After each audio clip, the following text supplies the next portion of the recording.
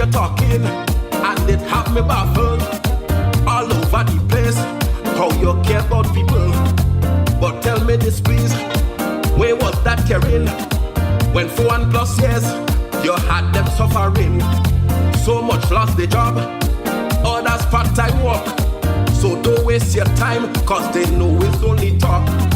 You're talking about youth, explain this to me. Why you send them home? All them man is and take away their salary. Let the truth be told, one just can't know. Let's keep moving, must admit we better off than before. Let's keep moving, we're on the right path, so no turning back. Let's keep moving, don't stop, don't stop, don't stop. How will you say? Moving, yes we're moving, moving.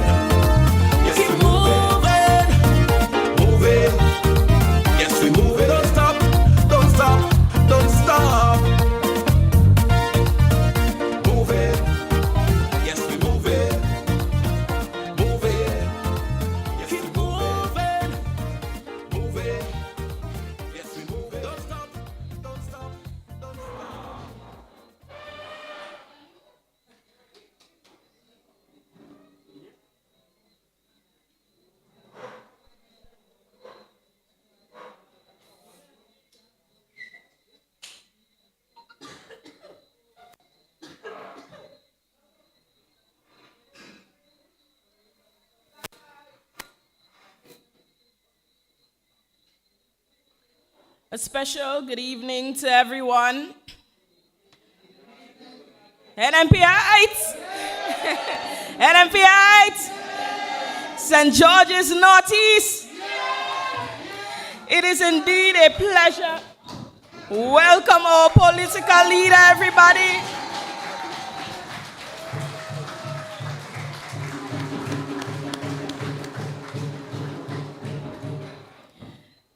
Thank you.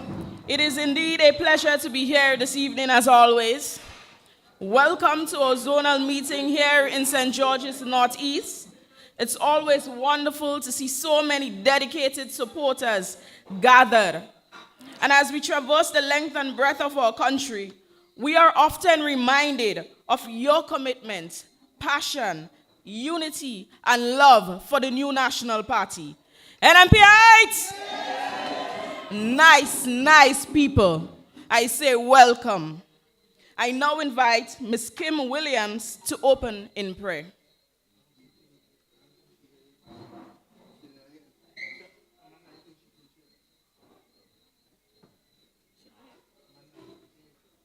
Let's stand.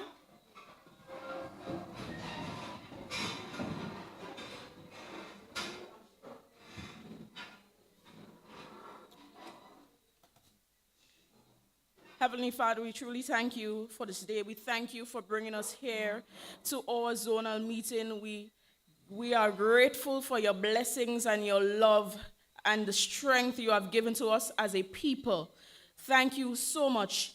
Thank you, Lord, for everything. In Jesus' name, amen. Let us remain standing as Miss Rosemary Welsh sings the national anthem, followed by a party song.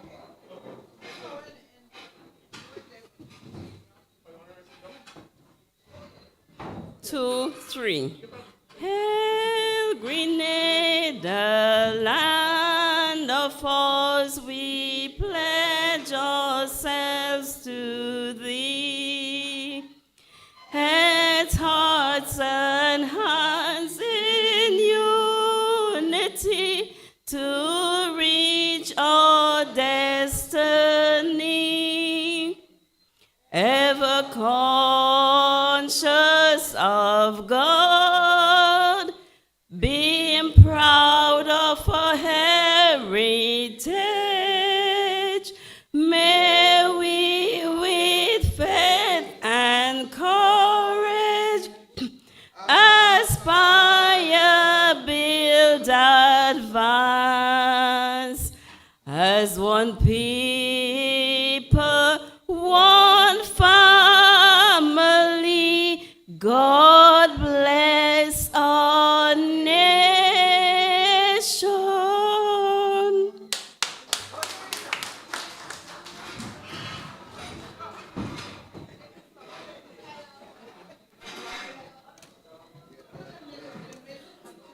Keep standing, our party song.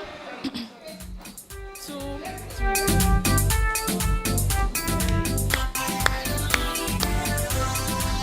Oh, you can count on me, working for my party. Faithful I will be. I will fight with all my might, working for the NMP.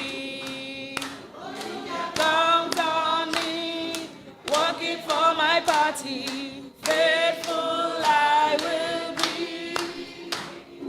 I will fight with all my might, working for the NNP. Such beautiful voices. 2 meetings before, I had promised you in St. Andrews Northeast that we'll be bringing you youths after youths after youths.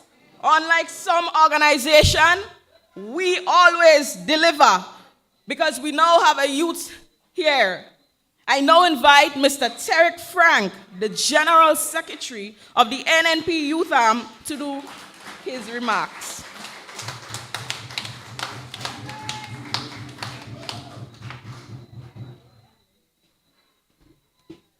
NNP! NNP! Party leader, Dr. the Right Honorable Keith Mitchell, Deputy Political Leader, Honorable Gregory Bowen, Honorable Nimrod Olivier, our constituency lead in St. George Northeast, Honorable Peter David, Parliamentary Representative for the Tongue of St. George. To Grenada, Carriacou, and Piti Matnik, I say good night to everyone. Today, we gather not just as members of a political organization, but as a united family, a family united by a common vision for the future. As we embark on this important gathering, I want to extend a special invitation to the youth present here and those viewing on the social media platform. You are the heartbeat of the new National Party, the driving force behind change, and the architects of tomorrow. Your energy, creativity, passion are vital to our movement. We need your voices, we need your ideas, we need your courage to shape the future of our party and our country. The youth of St. George Northeast can testify of the great work done to assist and help the young people in our constituency when our government was in office. We had projects like Project Fly, Project Reach, Imani, Empower. I am also reminded of the rich history of our party, a history that's not just a testament of past achievements, but a beacon guiding us towards a bright future. Let us support our constituency lead, Mr. Nimrod Olivier. Let us organize our PD groups. Let us organize various groups within our constituency. And most importantly, let's organize the youth arm of St. George Northeast. There is no if, but, or maybe about us winning the next election. We shall win the next election, but we must win if we do the political work. We know the current government plans and programs are not to strengthen the economy, but to play volleyball. The new National Party will empower the present and ignite the future. We celebrate 40 years as a political institution, and we must be proud to support our party. We must be proud of our party's achievement. I say to everyone, stand and take a bow. We are moving on, and ain't nobody could stop us now. Let us bet on our future, let us rescue Grenada, and let us do what we have to do to support the new National Party always. Thanks, and have a good evening, everyone.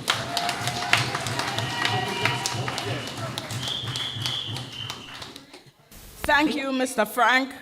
We have a packed program, so we're getting right into it. He has a voice. I heard he has a voice as smooth as his negotiation skills. I heard this individual can make even the driest topics sound interesting. He's diplomatic and charming. And I heard through the grapevine that he is the kind of person who could sell snow to a polar bear. Brothers and sisters, welcome the Honorable Peter David.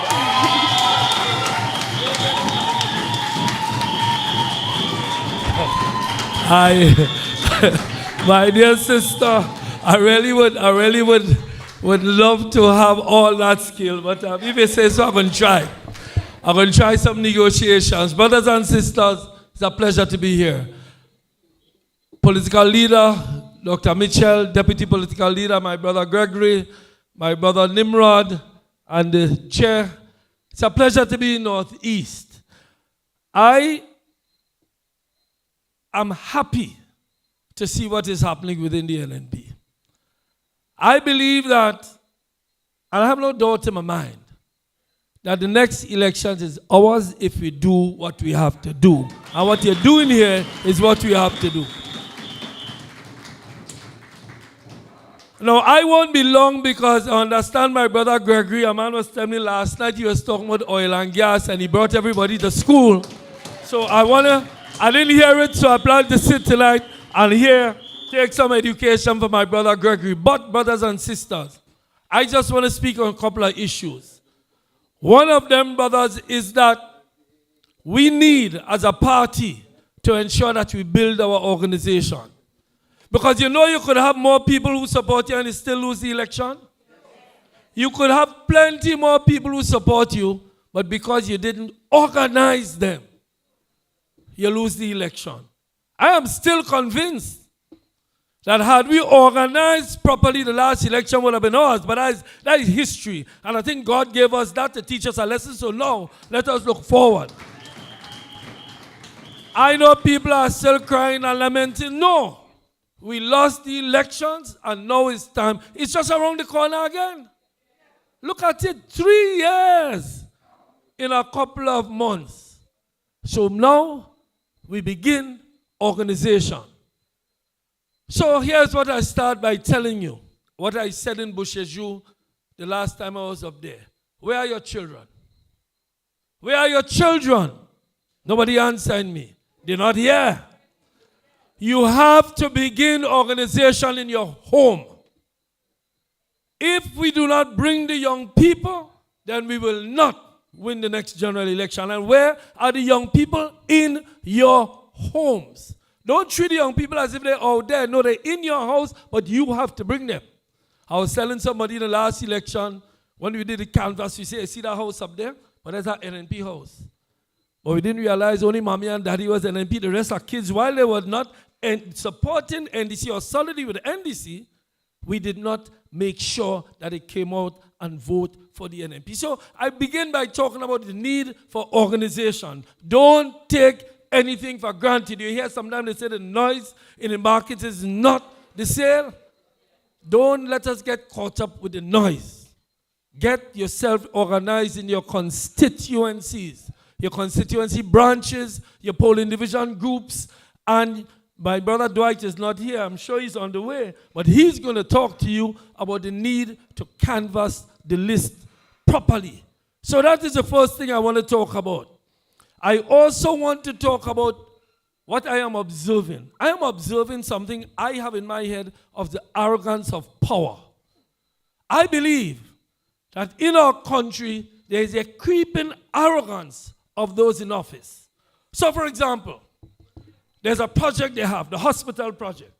Now, I don't know the details. And you know why we don't know the details? Because they believe we don't need to know the details.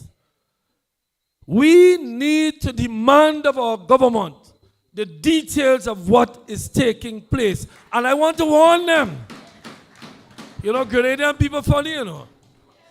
They with you one day and tomorrow you treat them in a kind of way. That is it.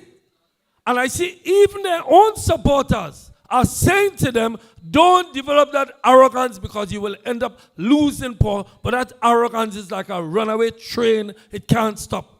So I want to say to the government, treat our people with respect.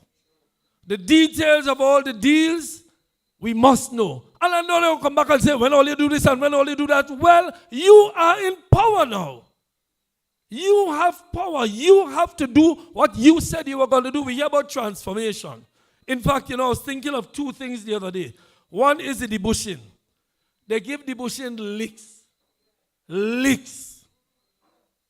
Well, you see the bushing going on now. They ain't say they're stopping the bushing. The same project, the bushing that we had because we understand how it impacted on working people. They have it after criticizing it for years. The second thing is the CBI. The CBI, what they call selling passport. They accuse Dr. Mitchell up and down the road. They accuse the government of selling passport. Now I am hearing them say how much billion they're getting because of how much passport they sell. That is the height of hypocrisy. The fact is that the NNP government developed the CBI program because they saw it as a program that can raise millions of dollars and resources for the country. The NNP government ensured that in delivery of this program, there was maximum security. In fact, as I traveled the world and spoke about CBI, one thing I said to people, and two things I said. One is the value of the Grenada passport, meaning that being a Grenadian citizen is something people should want to because of the value that we have as a people. The second thing is we did not compromise on security. We ensured that everybody who became a citizen was absolutely checked to make sure they were solid. So we make sure we have a good program. And all the money you hear they're talking about, where you believe that money came from, the program has developed by the NNP. And they must give us credit for that. They like to give us licks for things that we didn't do right. Wrong. We did wrong. Give us praise for what was done right. When you're talking about the billions you have, say you have it thanks to the program and policies of the new National Party. Give credit where credit is due. And the last thing I want to talk about is transformation. I said and I say all the time, transformation is not a word. It is something you do. What has happened over the last 3 years to indicate transformation? We hear talk about hospital. Well, they were going to build a new one. Now they want to staturize, how you call the word? The present one. What about the new one? Is it going to be built next year, the year after? The point I'm making is simple, brothers and sisters. When you have a transformation program, you should come to the people and say to the people in healthcare, this is what we're going to be doing over the next 5 years. None of that. Simply whooping with all kinds of programs that nobody understands what is taking place. The hospital is deteriorating. Anybody who goes to the hospital, I've been hearing complaints. I'm not suggesting that things were running perfectly before, but certainly things have deteriorated substantially over the last 2 years, and everybody knows that. And the last thing I want to say is this about arrogance of power, because I know there are some heavy hitters behind me. Brothers and sisters, it is the unwillingness of this government to listen. We have offered advice every time we go to Parliament. Dr. Mitchell will tell you that. I have reached out, I have said to them, gentlemen, ladies, you in power already. You don't have to act like you're looking for power. We are offering the experience we've had over decades of being in government. Despite what they may say, one thing they can never argue is that when the NNP in government, things does run better. We said it in the campaign and we say it now again. Even people in the NDC, they tell you what, one thing, when Doc and them in power, something does run. You hear it every time. Every time. They mightn't like me, they mightn't like Doc, but they like the fact that we deliver. They love the fact that the money hits the streets. That working people receive resources when the NNP is in office. That is a fact. So, brothers and sisters, we said to the NDC, please, this is how you should do this. Look, the crime bill recently, and I'll end on the issue of crime. We told them that they need to tweak the crime bill. We told them that the problem with crime is not the availability of guns. That is an issue, but that is not the only issue. The main issue in crime is the alienation of young people. I deal with them every day, brothers and sisters. I'm sure many of you see me around the court all the time. I deal with them every day. And the fact is that young people need programs to get them going. Young people need programs. Young people need to have a sense that they can achieve something. I see mothers, and mothers, I know there are some fathers who come, but mostly mothers. I see mothers working hard out there, trying to take care of the kids. But the kids, when they go to school, they meet other kids who sometimes are alienated, give trouble, and they get carried away down the road. We must never give up on our young people. We must never believe that the solution to young people's problems is send them to jail. Because let me tell you this, and we know this in the courts, the jail has become an institution of learning how to do crime. So the jail should be the last alternative to protect society from criminals. But the fact is that a lot of these programs have disappeared. A lot of these programs that the NMP embarked upon, Empower and so on, they are not being treated as serious anymore. So the government goes to the parliament and passes a bill to lock up people for guns and believe that they're solving the problem of crime. That has not done a single thing to dent the rise in crime in this society. I see it every day because I am out there on the front lines of this. I urge the government. I urge all those who are in charge of programs in the government, please, come to the court. I told them in Parliament and I'll tell them tonight again. Come to the Parliament. Not the Parliament, come to the courts. Come to the courts on the day we have the juvenile cases with 16-year-olds and 15-year-olds and see the problem we have. And see how hard we as lawyers, magistrates, judges are trying to find things to correct the problem we have. But we don't have programs to send them to. We don't have counseling programs to send them to. We don't have alternative programs to train them. And that is the responsibility of our government. We as a community have to do our part. We as parents have to do our part. But the government has to do its part to take care of our youth. And that is sadly lacking in our society. So brothers and sisters, I've spoken enough. I want to listen myself to what some of the speakers have to say. But I go back to the original point. We can make as much noise as we want and clap and sing. If we don't organize, we ain't getting in government. So go back to your constituencies, go back on the ground, talk to people, organize your groups, organize yourself, because I am certain that where we are today, all we have to do is set the field properly, and we're going to catch that ball and win the next general election. Thank you. May God bless you. Move it. Yes, we move it. Move it. And then we move it. Brother Peter, give Jack his jacket and go through her blows. I tell you, brothers and sisters, the NNP is the real MVPs in the political sphere of Grenada, Carriacou, and Petit Martinique. And we are the party for the youths. The next speaker, he has a story for every occasion. Whether he is recounting tales from the community or discussing policy, he delivers it with his unmistakable mix of wisdom and warmth. He is fierce, but he holds the people of his constituency dear to his heart. He is the best and the only man for his constituency. St. George's Northeast. St. George's Northeast. Welcome your constituency leader. Don't stop, don't stop, don't stop.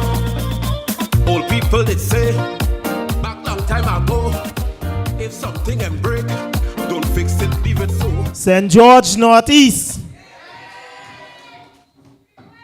For a minute there, I thought she was introducing Dr. the Right Honorable Keith Mitchell. Pleasant good night to our political leader, Dr. the Right Honorable Keith Mitchell, Honorable Peter David, Senator Horsford, I will say honorable still. Honorable Gregory Bowen. Because after last night, we know who the real MVP is.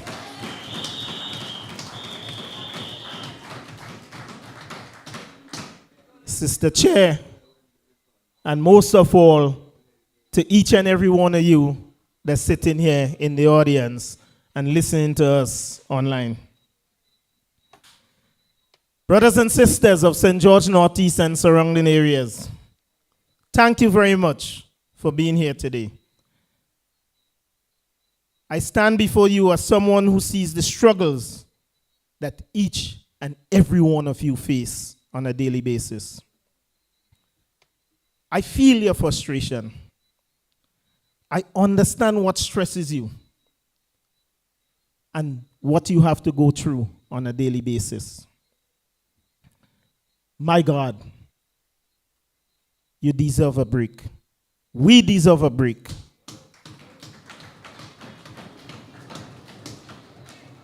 We deserve some peace and some time without any row. My brothers and sisters, you have been very patient. You have been strong and very resilient. You faced many challenges, many of which no community should have to face, given the fact that this administration came in and met a pregnant treasury. Let's talk a little bit about some of the things that's been happening in this constituency. Let's talk about what has been stripped from us. For as long as months now, years now, our roads and infrastructure has been neglected. The many projects that once provided hope and promise has been shut down and sidelined.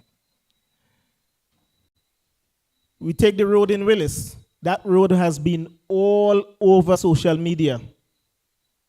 How it affecting the lives of the residents there. And to date, that road is still incomplete. You know what? The time is coming when we have to let this government know that that is unacceptable.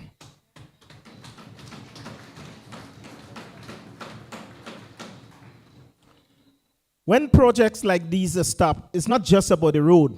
It's about your livelihood. It's about our livelihood.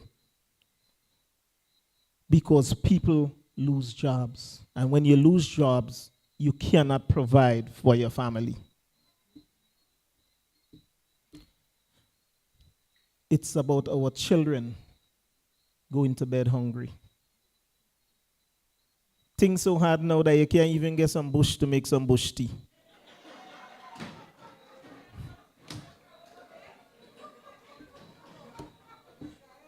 We have struggling mothers and fathers wondering how they're going to provide the next meals for their children, for their kids. And this administration seems like they don't care.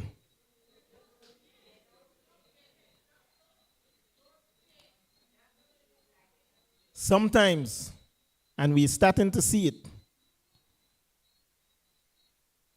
some of us have to abandon our morals just to survive, just to put food on the table. That shouldn't be.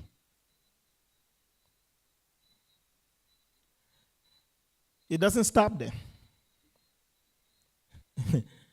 I believe Brother Peter spoke a little about it. They destroyed the Debushing program. We know.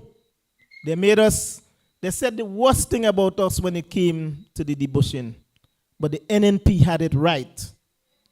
Because that Debushing money didn't make its way to Miami to buy Gucci slippers. It circulated right in the constituency.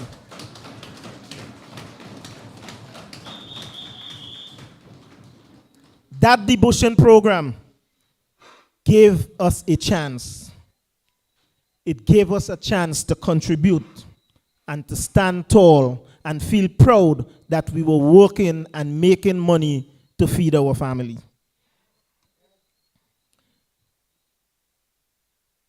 We must know it didn't matter if you were NNP or NDC.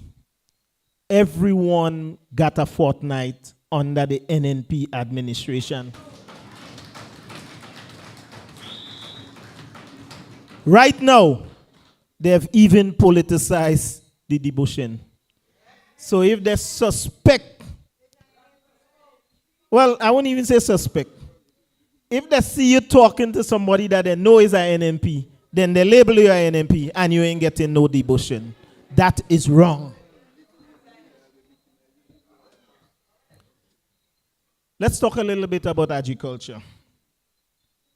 That's the heart and soul of St. George Northeast, mainly Willis. After Hurricane Beryl, our farmers, the ones who have tilled this soil to feed our families and carry these communities for generations going back, were left with nothing. No survey, no subsidy. Not a single hand was stretched out to assist our farmers in this constituency.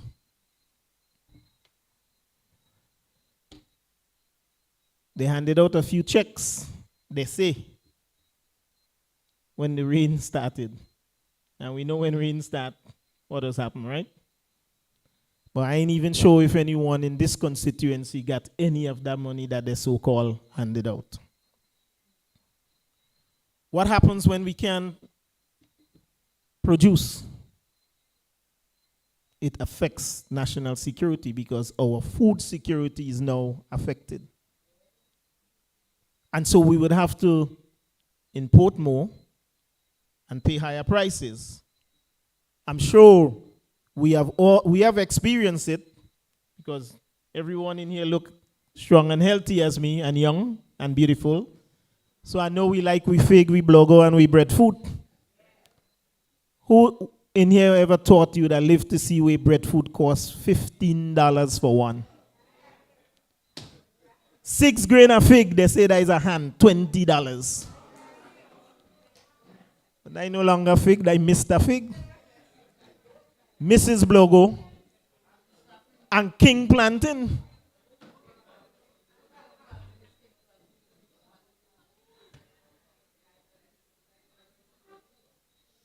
All this administration has done so far is left up with empty land and promises that are unfilled.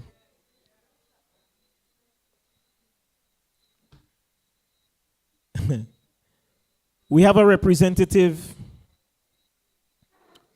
that was elected in this constituency. Well, we go see. But a simple thing, as easy as constructing a bus stop, he could not even achieve for the residents in St. George Northeast.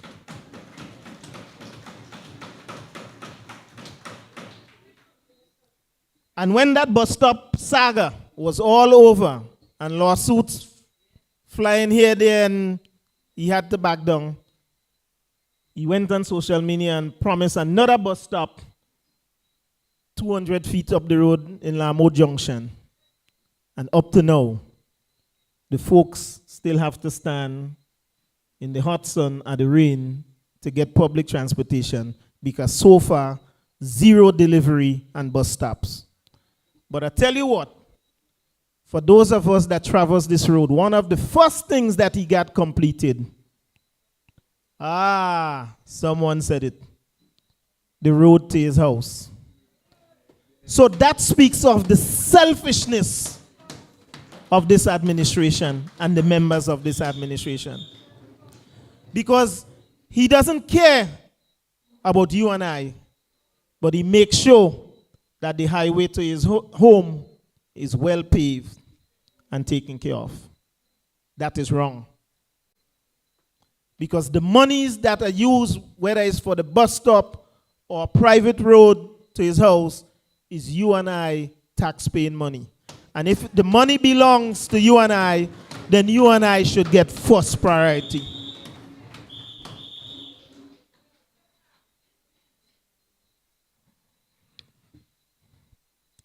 We sitting, we waiting for roads and everything to be fixed.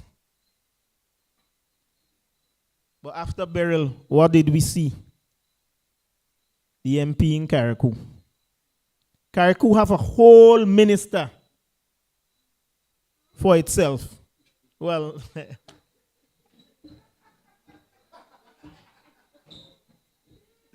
let me rephrase. The people of Carriacou elected someone to take care of their affairs.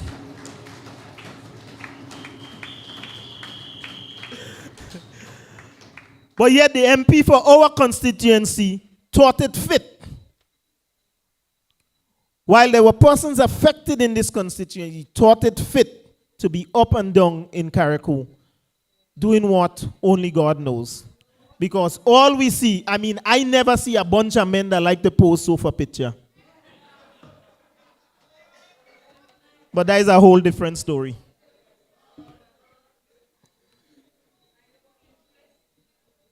So that says that he's not communicating with you and I.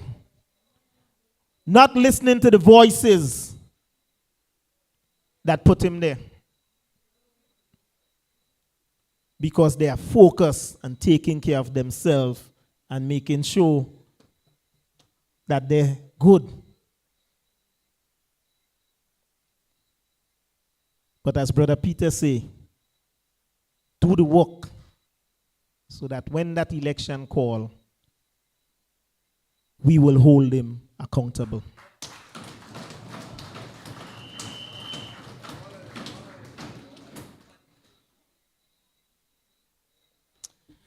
To the young men on the block, the new National Party, again, wants to speak to you directly and tell you all is not lost. Do not lose hope. The new National Party would be back to govern this country.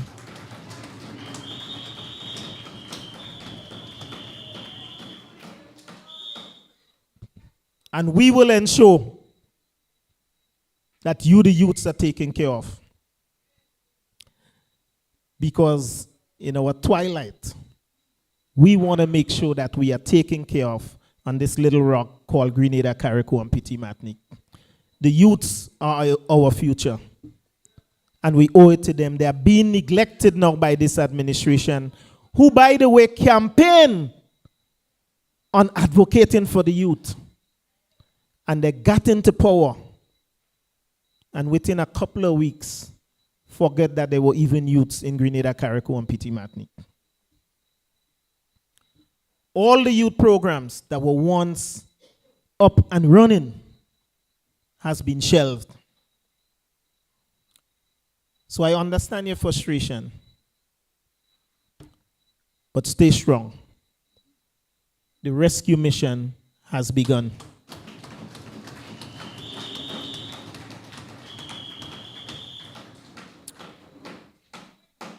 For those of us, and I have to say it this way because I know some of us can't afford. But for those of us that do go to the grocery,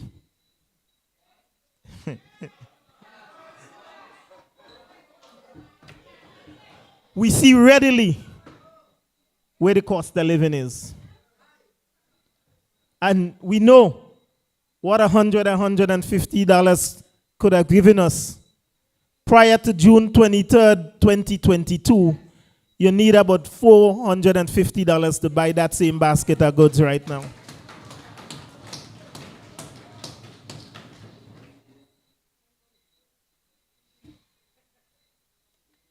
Our farmers who depended on the land to survive faced destruction after the hurricane. Like I said previously, no one stretched out a hand to help them. But yet, they want to tell us that is support. If you don't help me, you don't assist me. How is that support? You met pregnant treasury. You say you sell $1 billion in passport. The new National Party, under the leadership of Dr. the Right Honorable Keith Mitchell, insured Grenada, Carriacou, and Petit Martinique. And this NDC administration, within 2 weeks of the hurricane, got 118 million EC dollars.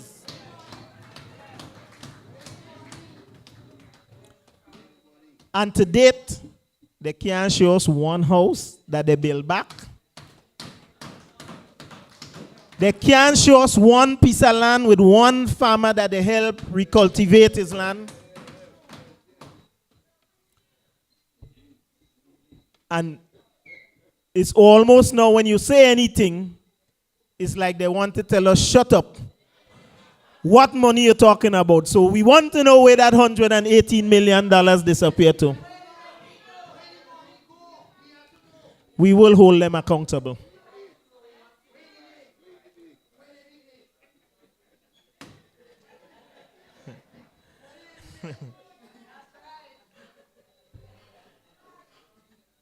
I want to say a little thing to our law enforcement officers. Brother Peter touched on it, speaking of the crime and the escalation of crime. And he looked at it from, the lawyer standpoint as it affects society. I want to speak to our police officers directly and to tell them that the new National Party empathizes with them for the lack of leadership within the Royal Grenada Police Force. And I make absolutely no apologies because the higher echelon of the Royal Grenada Police Force is incompetent. And it has a direct and adverse effect on the rank and file in the Royal Grenada Police Force. So I want to tell our police officers, you had somebody that came and made all kind of promise to you, that knew absolutely nothing about policing, that knew absolutely anything about managing people and supervising people. But I stand here before you today. Most of you here probably know a police officer or have family that are police officers. Let them know that when, not if, when the new National Party return to governing, we will ensure that they have proper leadership in that force. We will take the politics out of the force and ensure that promotions is done on a merit, not by what color jersey or what party you support.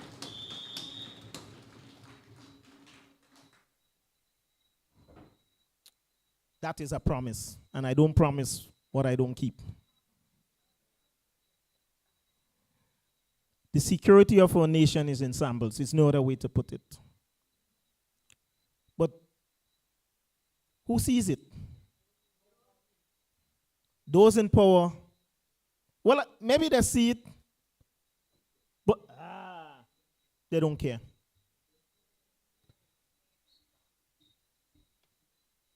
But who also sees it? All right. See, we got a very smart audience here. Yes, you and I see it. You and I that live in the constituencies, we see it. And if we see a demoralized force, are we going to care? Are we going to have respect? So the young men that are going out there and purchasing guns and deciding to settle matters on their own by committing crimes, that's because they have no respect for the police, because the police themselves, there's no respect from the higher echelon to the lower guys. It's visible. I see it.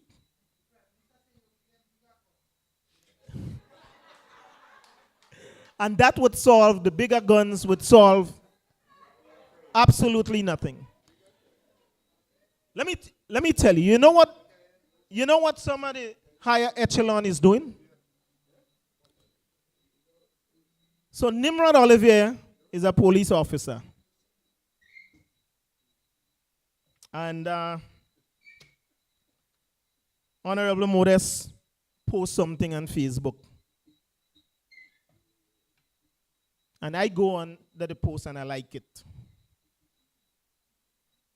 And within an hour, I'm getting a call from headquarters about that. Are we serious? This is a fact.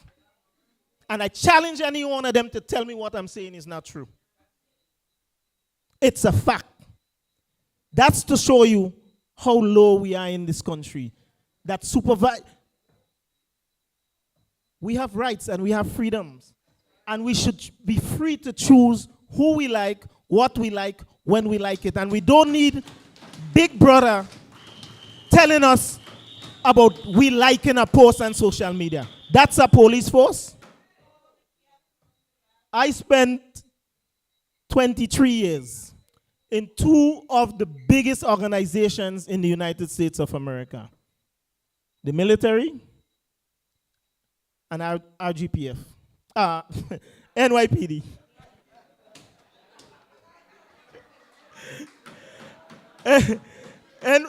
NYPD, 45,000 persons.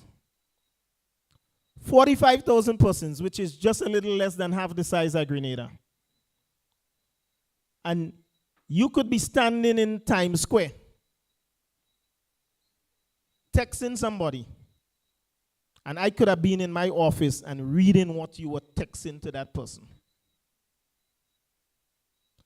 So I'm giving you that example to say, if we wanted to monitor what the police officers was doing, we could, right?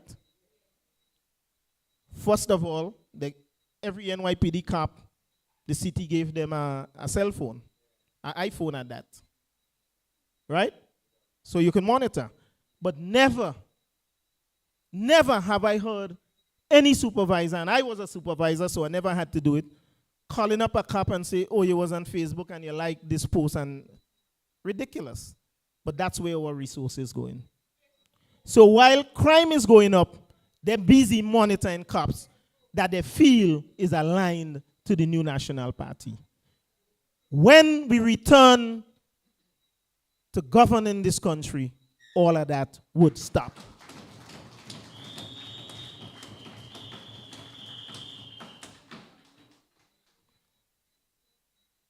In closing,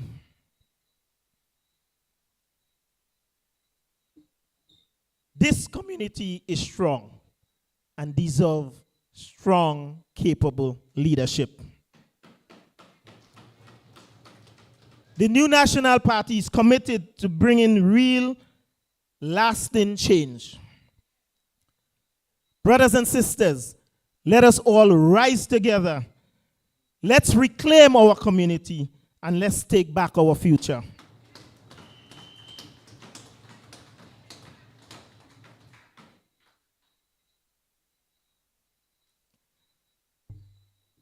Brothers and sisters,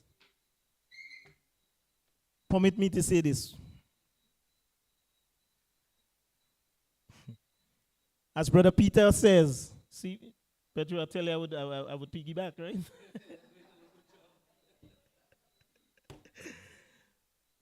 As Brother Peter says, we have to stay vigilant. We have to remain vigilant.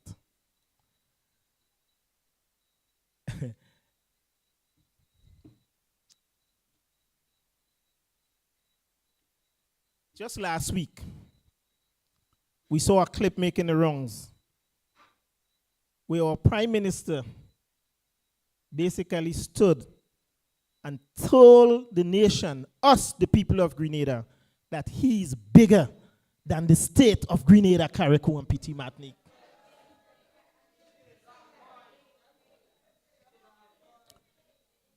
I don't know how you feel about it, but that is fundamentally wrong. Because before the Prime Minister came to office, we had a lot that went before him that put Grenada on the world map.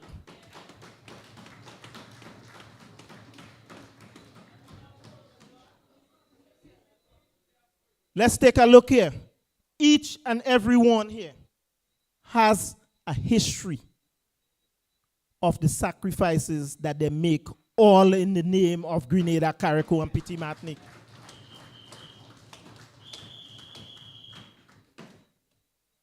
Brother Peter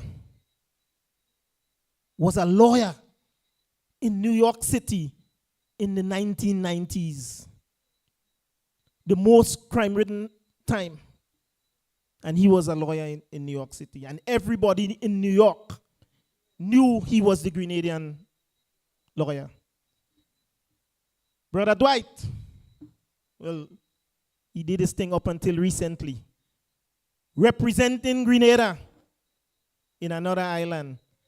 And his home was like the embassy on that island. So everybody knew he was Grenadian. Dr. the Right Honorable Keith Mitchell. The Right Mitchell.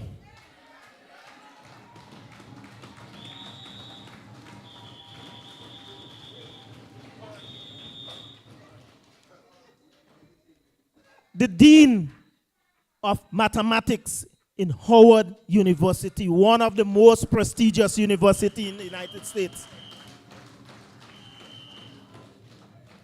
And he could tell you, I travel quite over, and just about everywhere I go,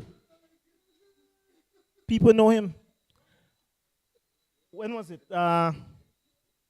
When was election? 2022? I think in 2023, I finally decided to go get a visa to go back to the United States. So like for 2 years, I couldn't even go back to the States because, as you know, I gave up my citizenship. And when I came out from the embassy, there was a lady walking in the street. And I wanted to get something to eat. You know, you just had to leave the passport thing and then whatever. And I stopped her and she said, "Where you from?" I say, "Grenada." She said, "You know Keith Mitchell?" I called him right there and there. I didn't even answer her. I called him. It was about 9 o'clock in the morning. And I put her on the phone. And yet the young Mitchell talking about when he go to Africa, they don't know about Grenada. They know.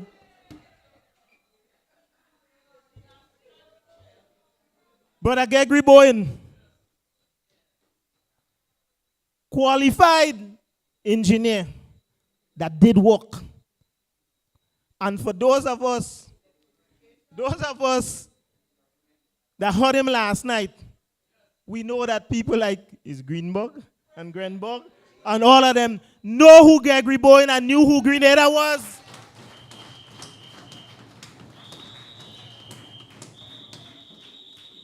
So when he sits there or stands or whatever he was and say he's the biggest seller of Grenada, I had news for him. He's a latecomer. Because a lot of us had toiled and put Grenada on the map even before he think about getting involved in politics. Like I said, my organization was 45,000. And he knows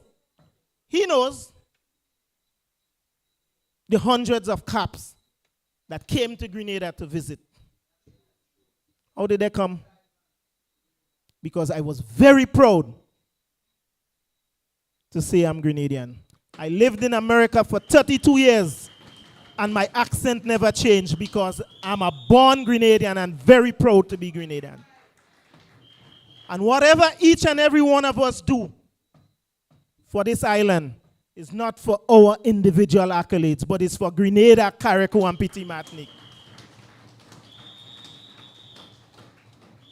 Brothers and sisters, I said all of that to simply say this one conclusion. Prior to that, they want to tell us when we could dance, when we could play music. Brothers and sisters, this is serious. Dictatorship and tyranny starts with taking away the small freedoms one by one by one. And before we know it, we live in with a dictator. So I implore each and every one of you, stay woke. Stay abreast of what's happening. Make sure you go to the communities. check the voters list. Register the young ones that are coming up so that when the NDC administration announce election, we are ready to vote them out and take back governance of our country. Thank you, brothers and sisters. Are you ready? Move it. Yes, we move it. Move it. NNP, we move it. Move it. Yes, we move it. Don't stop. Don't stop. Don't stop. Well, Brother Oliver, well, you well took over my walk. You're introducing everybody up here.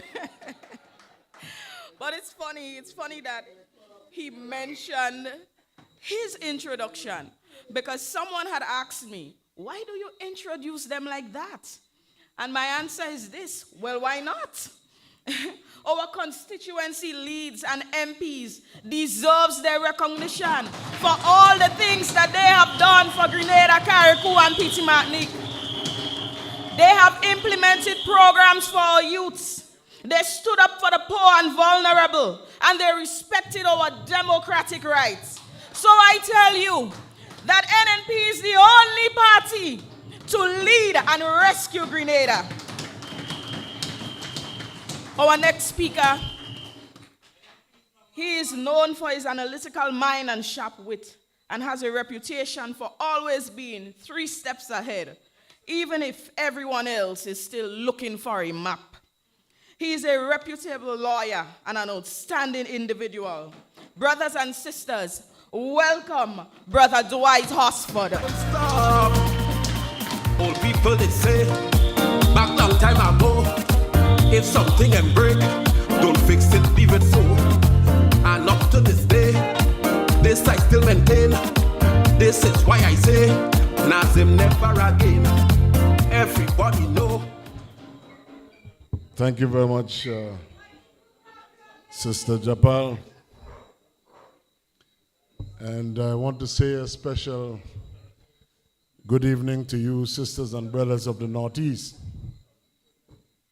But before I give a few brief remarks, allow me first to recognize our distinguished political leader, Dr. Mitchell.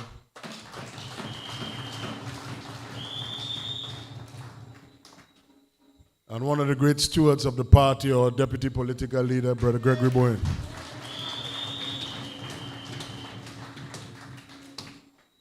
Brother Peter David, the representative of the town of St. George.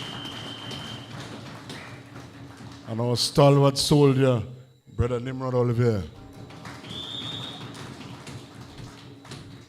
Sisters and brothers, I am very happy with where I am with this new national party.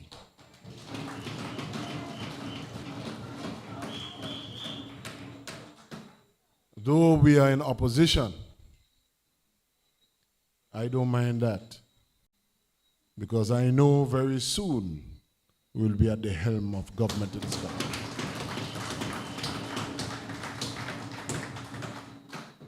And before I start my remarks, let me just say that we are celebrating 40 years as a dynamic and strong foundational political organization in Grenada. Unique political organization.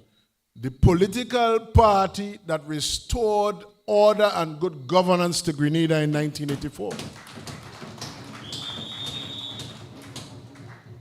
So I want to encourage you, when you hear all the noise on social media, that toxic space, don't mind that. We have a lot to be proud of in a new national party. Allow me also to recognize our very dear sister, the MP for St. Mark, Sister Clarice Modest-Cohen. Ladies and gentlemen, I say that I'm happy because what I have grown up in a new national party, that experience of watching great leaders and leadership, they don't have that in NDC.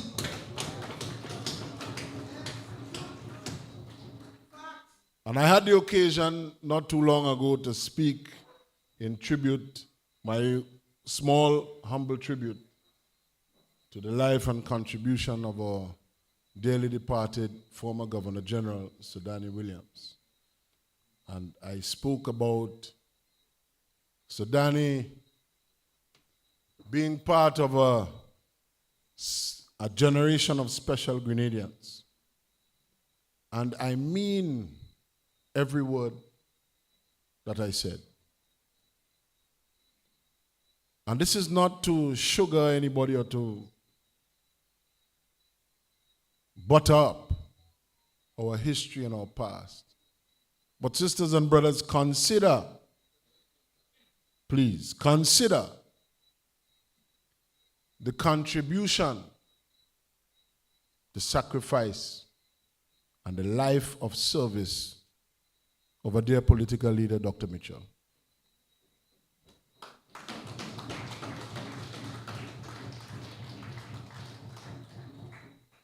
I want you to consider, in similar fashion, the contribution of Brother Gregory Bowen to our country.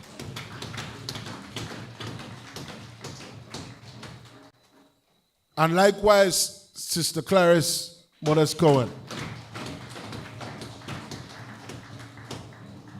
Brother Peter David and all those sisters and brothers,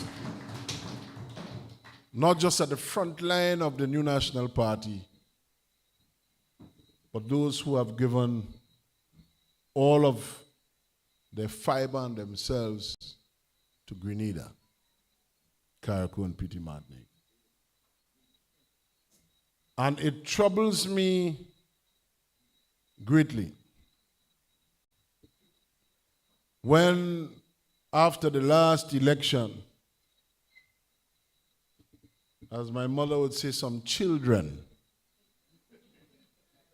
got into office and they said nothing was done in Grenada since 1983.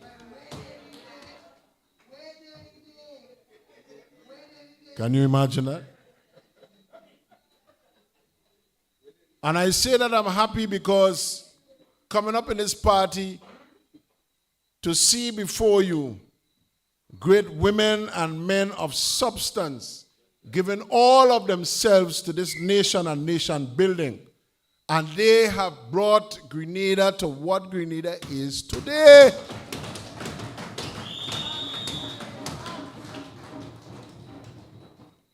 And that is why, sisters and brothers, the new National Party is the only party that can deliver progress to Grenada, Carriacou, and Petite Martinique. Now, I understand that there is a cartoon character in this constituency, bouncing down people children and building bus stop in people place.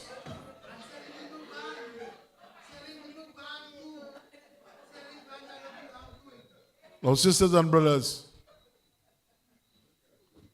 representation of the people of St. George Northeast is a serious thing.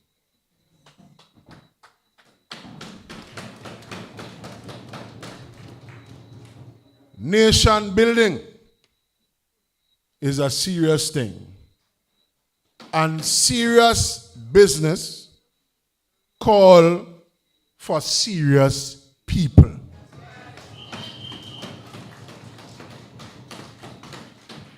And here in the New National Party, you will find every bit of seriousness and substance on this New National Party platform. That is why I am happy. And so, sisters and brothers, I know that we are experiencing very, very tough times. I mean, just yesterday, One of our sisters from St. David's was lamenting to me in Co-op Bank how difficult it is to even meet the mortgage.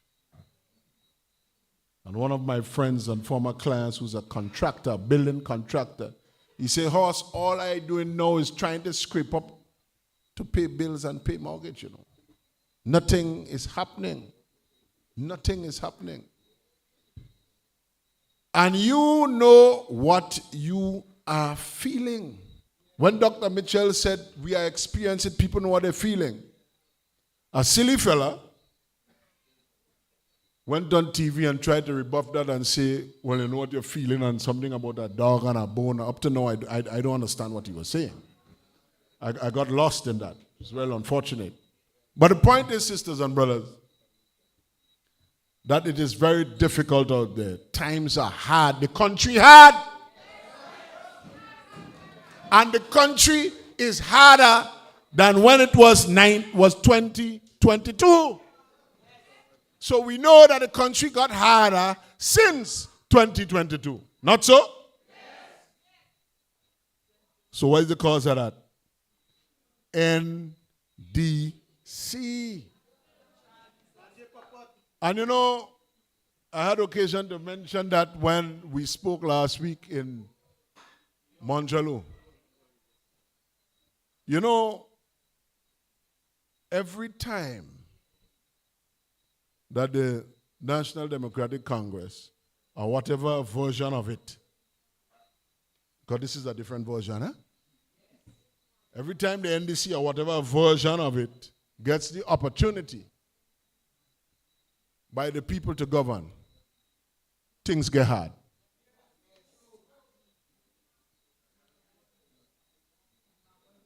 Every single time. And every time in a constituency just like this one, as with Southeast St. George, NDC gets the seat and there's a representative of the NDC, they disappear. You can't see them. Nothing is happening. But you know what is the hope? And you know what is the beautiful thing about history when you think about history? Is that every single time they do that, the new national party is there to come back and rescue the country.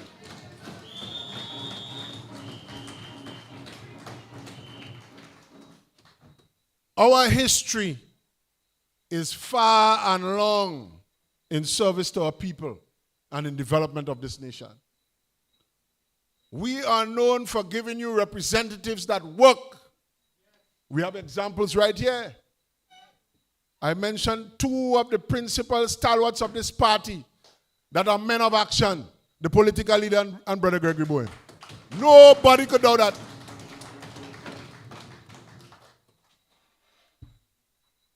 But in as much as these times are hard, we must not just sit and complain.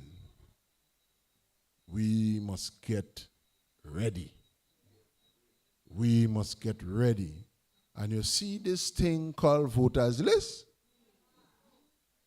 You must comb that list, go through it, name by name.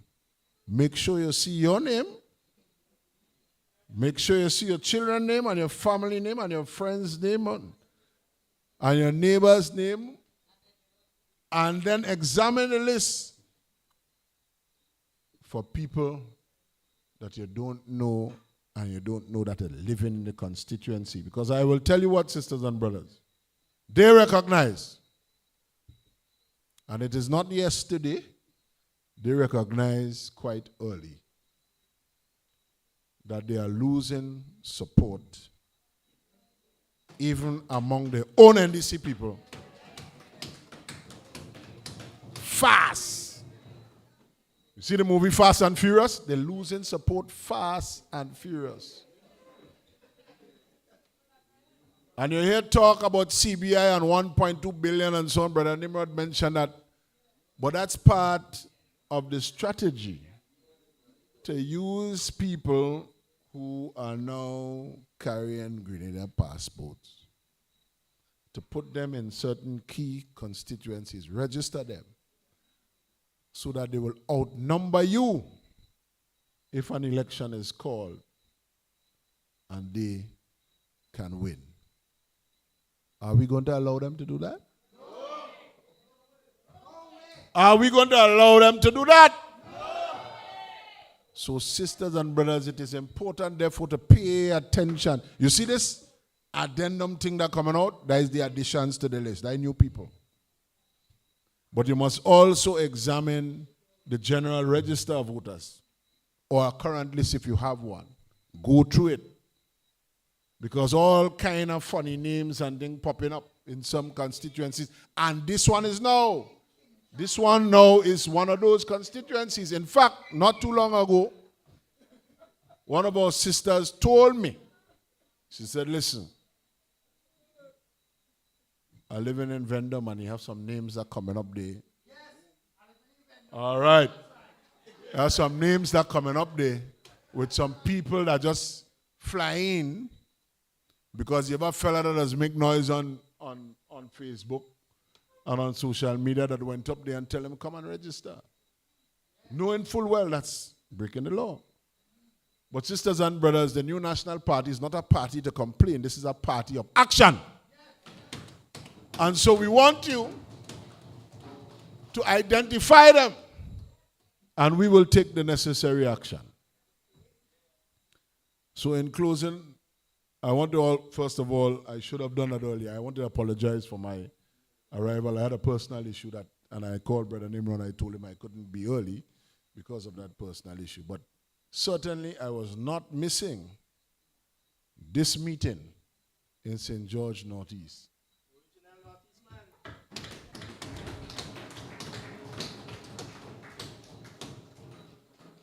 Sisters and brothers, we have a great party and a very rich legacy. And I am proud to be part of it, and I'm sure you too are feeling proud that you are in green and you're in the house of the New National Party. I feel warm with pride when I look at my leaders who have paved the way for a free and better Grenada.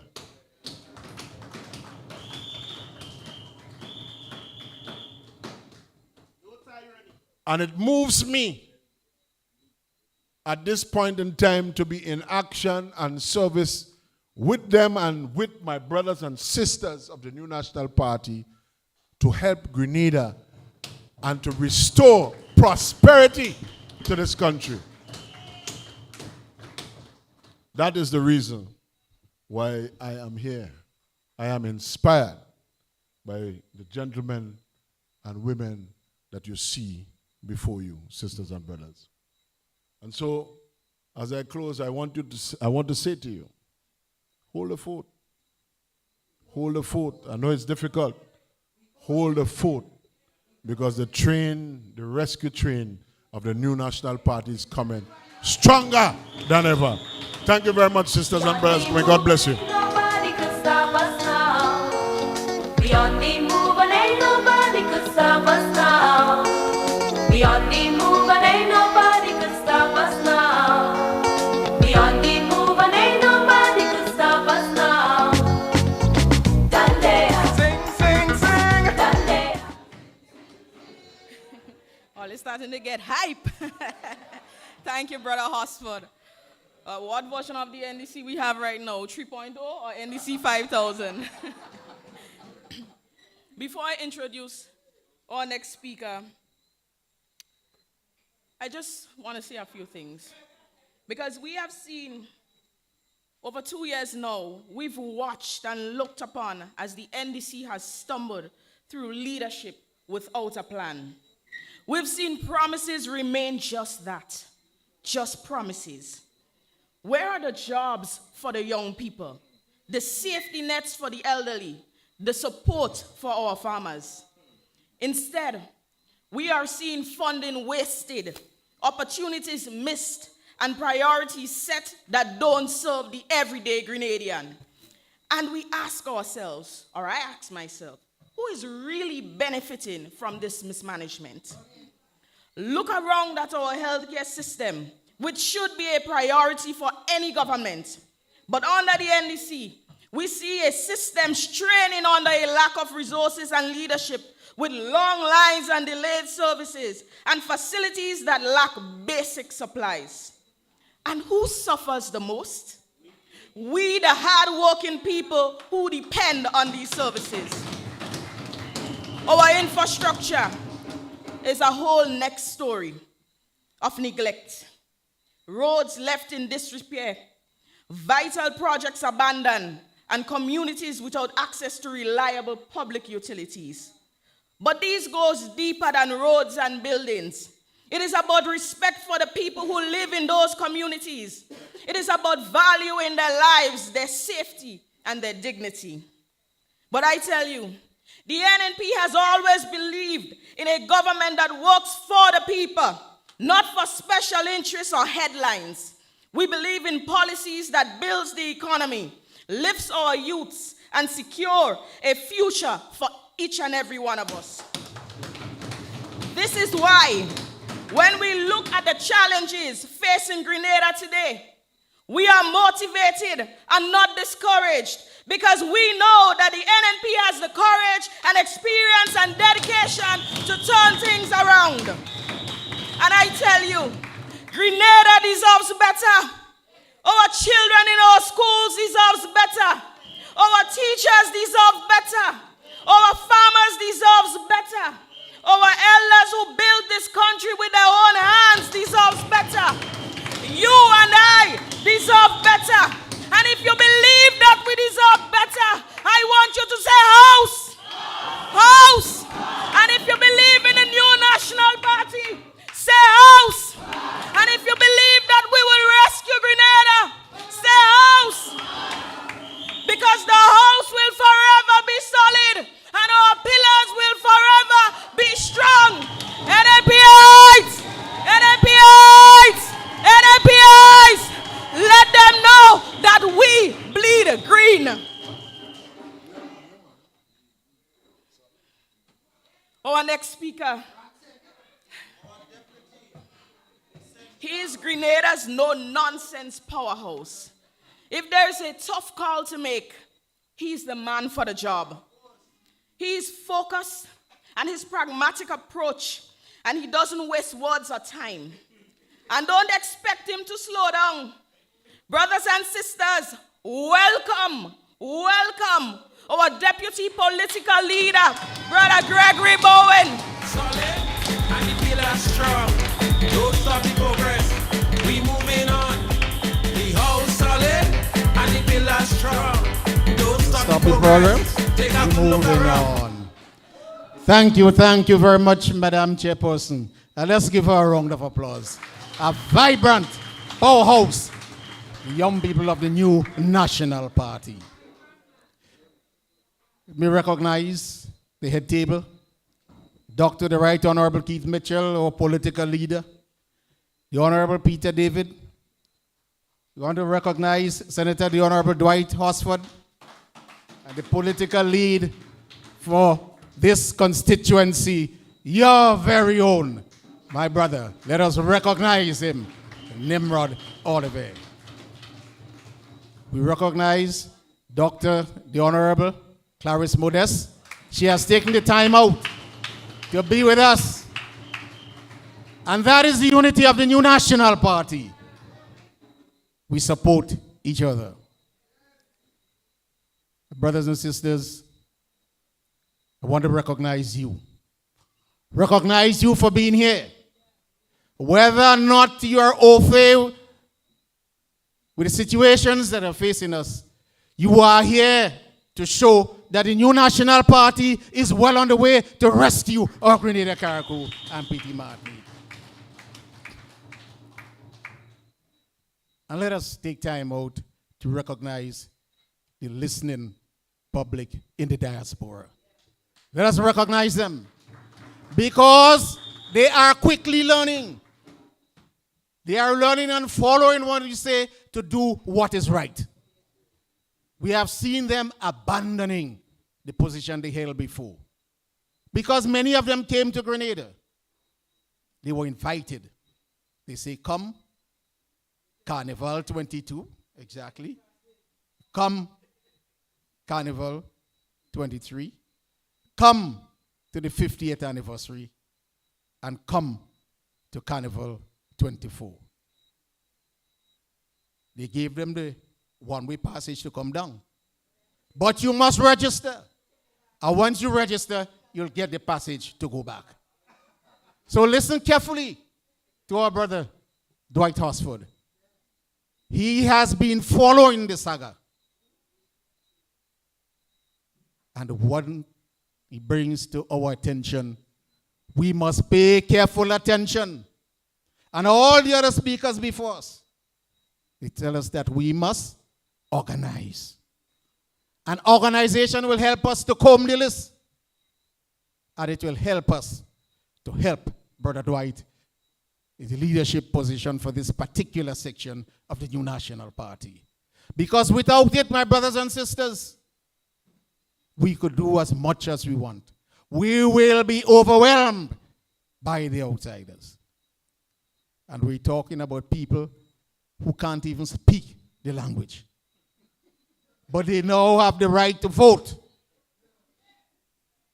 Yes? So be very careful, my brothers and sisters. I want to also remind us of our 40th anniversary celebrations. I wouldn't say much on it except to say that from the information that I'm giving to you now, you will recognize that without the sacrifice and performance of certain people in the New National Party, we will not be having a 40th celebration. Brothers and sisters, I want to zero in on the oil and gas situation in our country. I will start with a brief history. We listened to Guyana's. Trinidad was 100 years ago, so too was Venezuela. But let us look at Grenada. Yes? In the 1970s, under Sir Eric Matthew-Gary, seismic surveys were undertaken by the British Commonwealth Division. And seismic survey is where a ship will travel through the sea with a lot of lines. Sometimes they tell you the number of lines. Sending sonar signal down to the bottom of the ocean and collecting the reflection from which we can construct the geology of the bottom of the earth. Is there a different set of strata? Is there soft soil and hard soil? Are there bubbles in between? All of these you will make a decision on when this comes back up to the earth. So that was done in the 1970s. It was done during the PRG times when the Russian came down and sent the ship to Sodu. It was also done, my brothers and sisters, post-revolutionary. The Americans did surveys. And you also have ships, private ships, that will do these surveys and sell the data to the country and to the oil companies who are interested in it. So we did that, brothers and sisters, from 1970s up to the present time. Now, the oil companies will purchase these reports and they will look at it and see whether or not they will come to our country, whichever country it is, and invest in test wells and further drilling. Well, Grenada, the reports were not beautiful. So while we tackle the majors, and the majors are the big oil companies, the Shell, the Texaco, the Amoco, and etc., They bought these reports, and they were showing no interest. Therefore, when Grindberg came on the scene in the region, and don't think Grindberg came only to Grenada. He came to Grenada, St. Vincent, St. Lucia, Dominica, and tied up all the waters of these countries. Whether a big investor, a small investor, if you're going to put some monies there, when people are not coming, or the major ones are not looking at you, oh, Trinidad and Tobago, they have a magnitude. Venezuela, yes? You go down, Suriname, even Guyana, and now we see what Guyana has done. That's where they were putting the focus. So, Grindberg came on the scene, and he was granted an exploration license agreement. That is agreement to be granted a license if you did certain things. Brothers and sisters, he did nothing. And when we were there, don't forget, that was in 1996. Guyana started just a few years before us, and they were moving. So you in the oil and gas sector, you're following what is going on in the region. There you have a person sitting there, doing nothing to Grenada, nothing with St. Vincent, and he has the waters, nothing to St. Lucia, and nothing to Dominica. And there you have big things moving, swiftly moving in your CARICOM neighbor. So we spoke with him and told him that he must get on with it or get out. So brothers and sisters, at that point, he saw that we were serious. In Grenada, we had a British citizen who was a Solicitor General. And he looked at the agreement, and everyone in the oil and gas sector said, Grenada, you'll be left behind if you do nothing. So we took the bold decision to ask him to perform within the time frame in the agreement or get out. Brothers and sisters, he responded, I have a license to do such and such, and therefore I will want to commence certain actions within a certain time. I responded to him, and I'll tell you why I mentioned this. I responded to him that you do not have a license. You have an agreement to be granted a license. And this response, brothers and sisters, was fundamental in our coming out victorious at the International Center for the Settlement of Investment Dispute. This is the organization that deals with foreign individuals, foreign companies investing in a country. You do not go to any court. This individual took the government of Grenada to court for his own non-performance. And in his claim, he indicated that Gregory Bowen asked him for a bribe. Yes? And because he did not give the bribe, I terminated the agreement. So, we went to the court. The International Center for the Settlement of Investment Dispute, a massive institution under the guidance of the World Bank. So, brothers and sisters, the Lord worked mysterious ways. In the center, you have three tribunal membership, referred to as the tribunal. And when we got into the center, we were introducing ourselves to each other. So the members of the tribunal, the president and the two other members, introduced themselves to the both parties, Grindberg, his lawyers, the government of Grenada, represented by me, and our lawyers, Freshfield. So up come this gentleman. He was the last. I met all his lawyers and so forth. And there was I with a bright smile on my face, because if you're going to court, not because you're an adversary to the other party, you sit and you listen and you make your points, but you will shake the person's hand. So I shook everybody's hand and a smile on my face, waiting for to be introduced to this other gentleman. And then my lawyer said, "This is Jack Grindberg." I have never met the man before. The body recoiled. You understand? It was spontaneous. The look on my face changed. The outstretched hand withdrew. And I stood rapid and stand. And this is the man who said I asked him for a bribe. But remember, the president of the tribunal was sitting there in the chair. And we were like where you all are on the lower level. And they were looking at me. I did not realize how fundamental my reaction was in Grenada winning this case. Because it was Jack Grindberg's words against mine that I asked him for a bribe.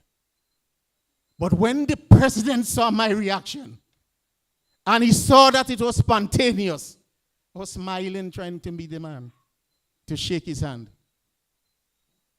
During the hearing, the tribunal asked me, because that was in Jack Grindberg's deposition, that was in his witness statement, that I asked him for a bribe. Yeah? He came into the country one night and so forth. Nobody was at the airport because the airport did not have anything, records of his coming in. But again, it was his words against mine. In the middle of the hearing, the president of the tribunal asked me, "Did you ask Mr. Jack Grindberg for a bribe?" "No, sir." "Did he offer you a bribe?" "No, sir." You wonder where this was going.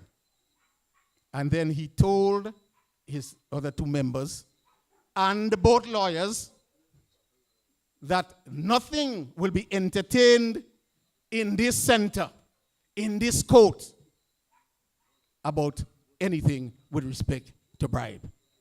He said, "We will try the matter on its merit, whether or not you are wrongfully terminated."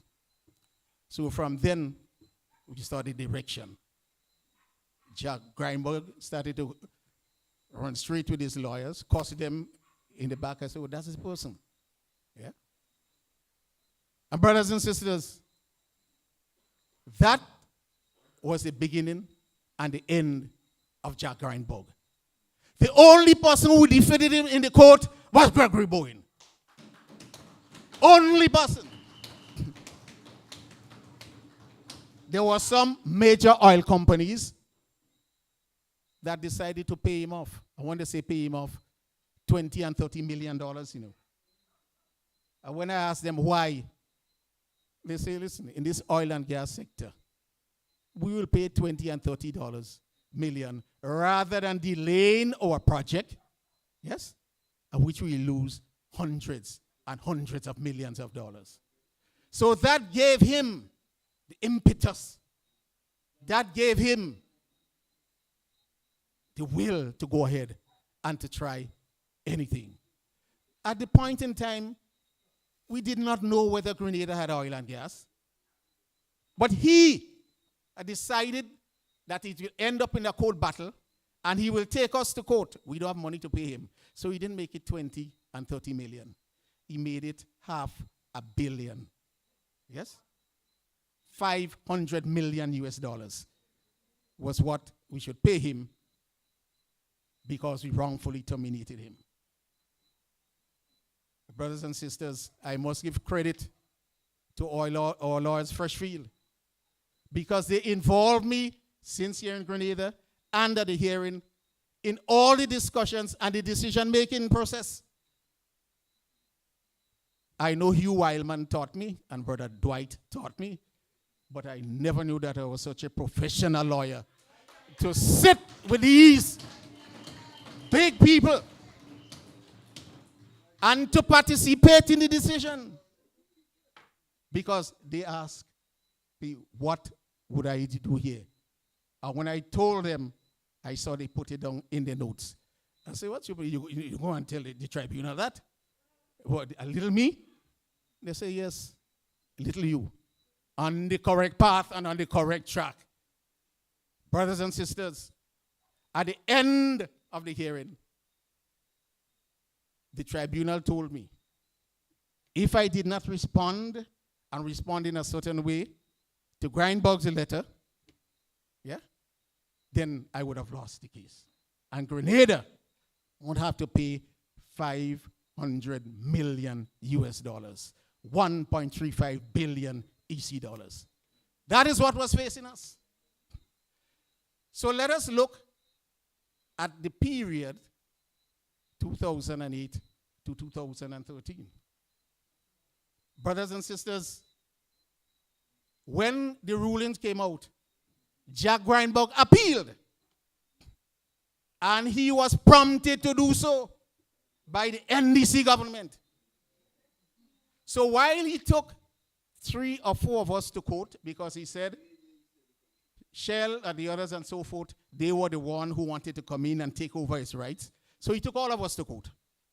Yeah? Step by step, he dropped the cases against these people at the behest of the National Democratic Congress administration. And the government of Grenada and Gregory Bowen, I remember he joined in everything. You know, if you would have joined me knee to my head, he'd have done that in addition to Gregory Bowen and the government of Grenada. So brothers and sisters, he appealed, because there are provisions for appeal in ICSID. A new team was constituted, a new tribunal, and they gave the exact decision of the tribunal of first instance. Yes? What he also did, at the behest of the NDC administration, was to take the matter up to the Supreme Court of the United States of America. And let me tell you, this one is more dangerous than ICSID. Because if you owe an American citizen, as he was, an American company, the United States of America will put sanctions against you if you cannot pay. Where will little Grenada be getting $1.35 billion to pay? And Grindbug told both the court and ICSID that he wanted his money now. So you had to go to borrow. Who will lend you money to pay off or something like that? Nobody. But what NDC saw at the time was, if Grenada loses this case, NNP was an institution of history. We were out. Because all the people will be told it's NNP that put you in that.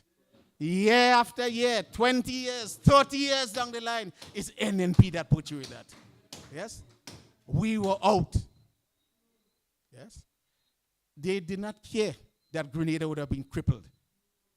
They wanted to supervise over a country, a failed country, because nobody would give you anything. Brothers and sisters, in 2008, this started before. The NNP government was paying the court. We got a reputable law firm, and we paid over $350,000 US dollars so far in defending Grenada. When the NDC came into office, they chopped it. Yeah? Nothing. See, move out. Let Gregory Bowen and them pay for the case for themselves. But the judge looked at the case and he said, this is a case against the country Gregory Bowen is just joined. As a matter of fact, where will Gregory Bowen get $500 million US dollars? It is obvious that they're looking at the country to pay that. So when the lawyer says he has not been paid for some months, that he wants to drop the case. Do you know what the judge told him? The judge said, no, you cannot drop a case like that. American judge, American lawyer. He said, I want to hear from the government of Grenada. That time Dwight Horsford was around. I retained him locally as a person with what can we do. He wanted to hear from the government of Grenada that they will not pay him. And so we approached you. It was the Attorney General at that point in time, and asked him for the documentation for written proof. We got that, and we sent it to the judge. The judge looked at it, and he told the lawyer, only now you will be released for non-payment. He said, but that automatically leaves a default judgment against the government of Grenada and Gregory Bowen. But you forget about Gregory Bowen, I can't pay. Where I pay that? It's the government of Grenada. And what Grindberg knew is that if the government did not pay, there is no country powerful enough to stand up and face the sanction. That is, you had nothing coming to Grenada, nothing doing that. Pay. What you going to do? Sell Grenada? I think nobody would want to buy Grenada at that point in time. So there you have it. I know exactly what they were doing. That's Boca and other members of the NDC were boasting. That is the end of it. That is the end of it for the new National Party. So I went out there. I called some friends. Some people helped me with small sums of monies. I borrowed to put on top what I had, because in those days, we were not getting $24,000 a month before. No, we were not. We did not have a lot of money. And the little that we got, we spent it on the people in the constituency, the needy people in the constituency. So there you have Gregory Bowen alone, a few friends, and I remember Hugh Wildman, Hugh Wildman in Jamaica, the Jamaican dollar down to nothing. He sent $2,000 to me. $2,000 to me.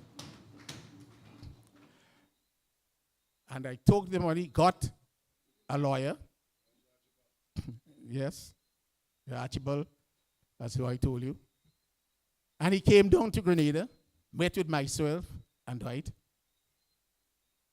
And we put the case together for him to go before the federal court in the US. We made significant progress. But all the while, they were plotting. Documents used to leave Grenada and reach up to Grindberg's lawyer. Yes? Against their own country. Notwithstanding that, we persevered because our statement was true and what we were speaking were facts. We were defending our little rock, Grenada.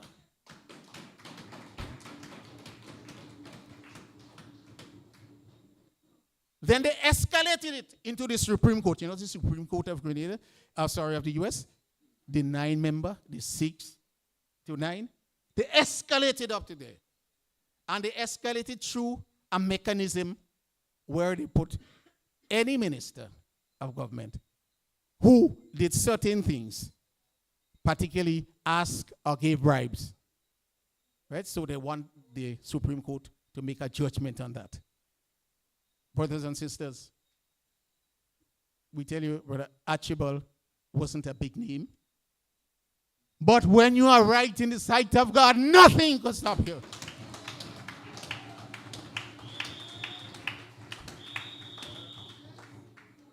We persevered in front of the mighty Supreme Court of the United States of America.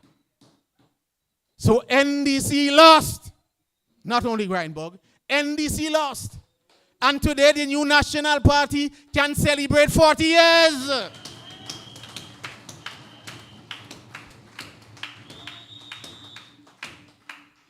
without the action of Gregory Bowen, and a few stood up.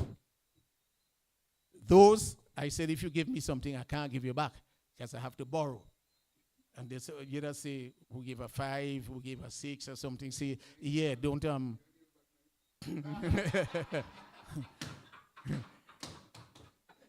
Those you say, no, well, I can't give you that, you know, because I have people to pay.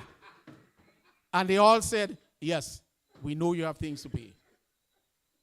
So brothers and sisters, coming from that, when we went back into office in 2013, the new National Party picked up from where he left off. So all of those who gave us donation, as you know, one who did, and Wildman and others, we say nothing, and not even us telling the government that you gave that, you know. So everybody stayed back and said, let's put forward those monies that you had to pay back and those monies that you took out of your own part. Not all of it, but some of it. So we worked it out. We got the invoices from the people. And the new National Party administration gave me immediately there and then 35,000 EC dollars as a part payment. Listen, and they gave me a letter, say that within 6 months, we will give you the balance of 67,000 US dollars. And these two sums added together was not, as you know, we paid $350,000 for one lawyer, not going through all these parts, but Archibald gave us the lowest price possible. And I paid some, and I did not ask for all. I remember some of the boys in the library saying, well, leave that for us, no, Chief. I say, yes, but I have people to pay. So I paid back that money. And up to today, the $67,000 has not been paid to me. You would say that we were in office from 2014 to 2022. I held the position of Minister for Finance part of those times. The other person was Dr. the Right Honorable Keith Mitchell. And I want us to reflect as this. If you are the Minister of Finance, and if you stoop so low, as while you are the Minister for Finance, asking the government, although it's legitimately owed to you, after Cabinet made a decision, so that the permanent secretary in the Ministry of Finance must pay you that. And after receiving a letter, then all I have to do, following the letter and spirit of the Integrity in Public Life Act, is wait on the public servant to pay. Not use the influence, because the government owed other people too, you know. Maybe not as much. These other people cannot come. They don't sit in cabinet, so they cannot come and say, pay me, because some of them receive letters as well. And they were paid later and after the fact and so forth. So why should I, as Minister for Finance or Minister for Infrastructure, use my influence, even though I have a letter, and 1,000 other Grenadians cannot do that? Yes? I could tell the permanent secretary, write it up and pass it, and you have a cabinet conclusion. But I never did that. If he saw it fit to discuss, because many of the years Dr. Mitchell was a finance minister, if he saw it fit as the permanent secretary to go to the sitting Minister of Finance, unknowing to me, and say, this thing has been lagging for quite a while, you know, let us pay. All they have to do, all I'll see is a check coming to me. But I recognize, brothers and sisters, that I should not behave in that manner. So today, or yesterday, I made it abundantly clear that the monies are due to me and that it should be paid.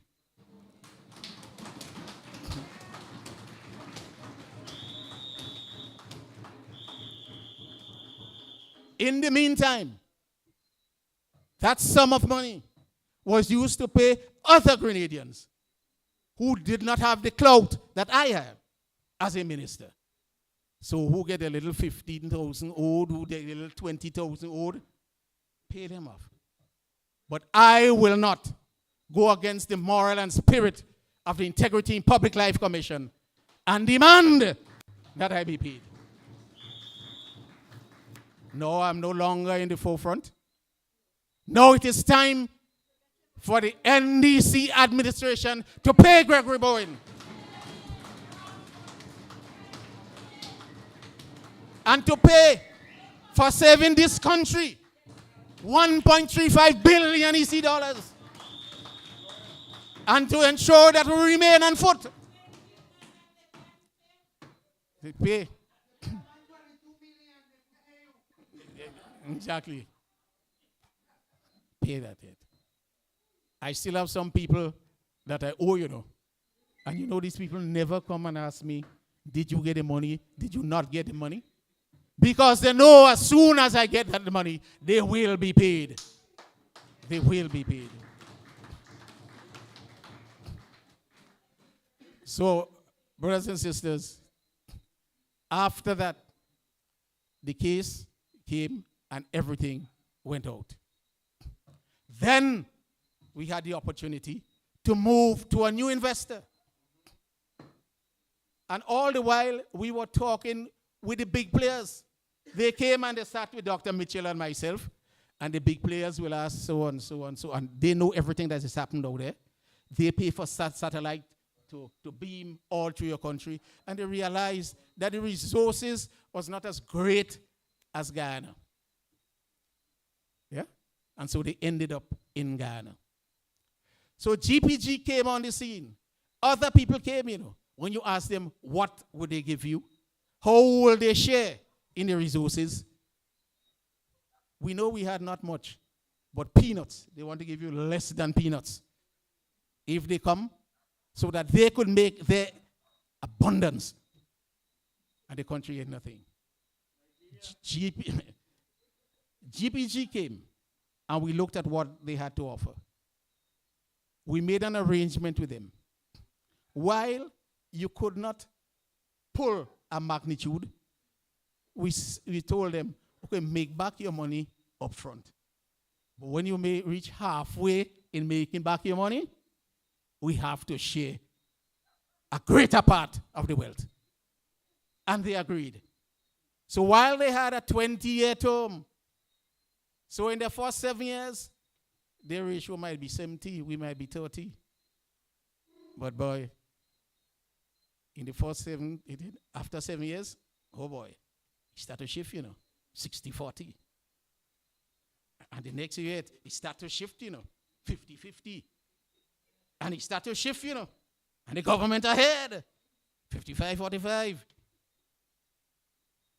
No other country in the region got Soti Solidim, but we had to sacrifice in the beginning.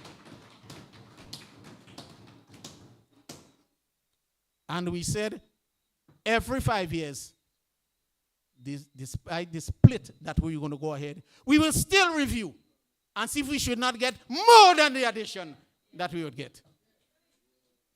So we sat down there with him. And that is how GPG came on the scene, brothers and sisters. And so they were there. They were frustrated by the NDC. As a matter of fact, NDC said all you have to do is frustrate them for the 5 years that they'll be in office, and then the agreement will be terminated. Well, how they're so stupid. I cannot think about any other person in Grenada who went before 2 exit tribunals. I cannot think about every. I'm talking about big time lawyers and everything here. I cannot think about him. And when I listened to how the tribunal thinks, I see that. As a matter of fact, there is a natural bias against little countries. Yes? We are the banana republic, and that's the big, beautiful investor from a developed country, and we want to chisel him. NDC never saw it, that you frustrate an investor, and you would have to give him back all the time. plus time with damages. Yes? But the elections came in 2013, and we knew what would happen if they took us to court. We sat down and we refined the agreement. So GPG now went on from an exploration license of 11 blocks to a development license of 4 blocks. That is, they did 3D and further studies to pinpoint the areas in the 11 blocks that was best, that will give them the best prospect for success. And remember, brothers and sisters, they had to give up, they had a certain time to give up the 11 blocks. If you hold it for a certain period and you did not move to the development and production stage, you have to give it up. But we knew that they were frustrated, so we gave them back the time. Brothers and sisters, after that, they went into the development stage. You recall the big ship, some of you, who came on our port, the massive ship, and they drilled down into the seabed.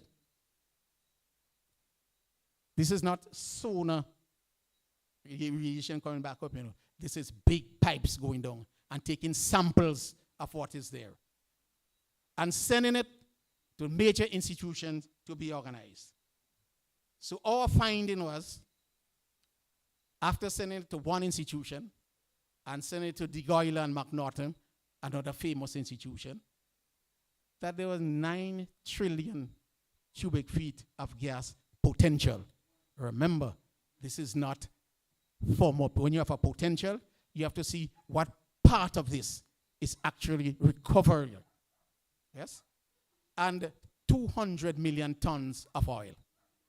That's the first analysis. Now they have to go back again. And I hear what NDC say, that Keith Mitchell lie. He had no gas there. But they have this report. Maybe that is why we'll come to the missing document saga. Yes, they have that report. So with that, in brothers, and they indicated, out of the 9 trillion potential, the report indicated that only 1.2 trillion are commercial. You understand how this thing works? Yes. And if we develop the 1.3 trillion cubic feet, then we will get $1.36 billion over the time frame. All the analyses are there.